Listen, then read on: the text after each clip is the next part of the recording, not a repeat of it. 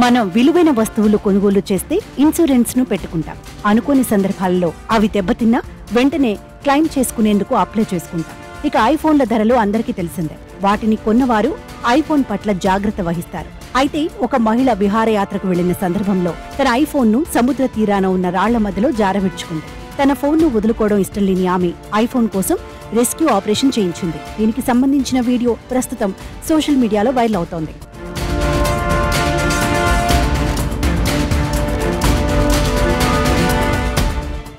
కర్ణాటకకు చెందిన ఒక మహిళ కేరళకు విహారయాత్ర కోసం వెళ్లింది. టూర్లో భాగంగా ఆమె యాంటిలియా చాలెట్స్ అనే రిసార్ట్లో బస చేసింది.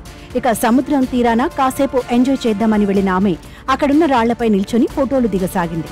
అప్పుడే అనుకోకుండా ఆమె వద్ద ఉన్న ₹1,50,000 విలువ చేసే ఐఫోన్ జారి రాళ్ల మధ్యలో పడిపోయింది. దాంతో ఆమె ఫోన్ను బయటకు తీసేందుకు చాలా ప్రయత్నం చేసింది. తన వల్ల కాలేదు. ఆ తర్వాత రిసార్ట్ వారికి ఈ సమాచారం ఇచ్చింది. రిసార్ట్ మేనేజ్మెంట్ పలువురు సిబ్బందిని రంగంలోకి దించింది. వారితో పాటు కేరళ పోలీసులు, ఫైర్ సిబ్బంది కూడా వచ్చి ఈ రెస్క్యూలో పాల్గొన్నారు. రిసార్ట్ సిబ్బంది, పోలీసులు, ఫైర్ సిబ్బంది ఐఫోన్ను బయటకు తీసేందుకు చాలాసేపు కష్టపడ్డారు. దాదాపు 7 గంటల పాటు రెస్క్యూ నిర్వహించారు.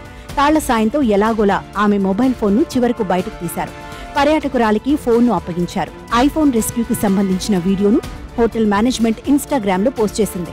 ఈ వీడియో సోషల్ మీడియాలో తెగ వైరల్ అయింది.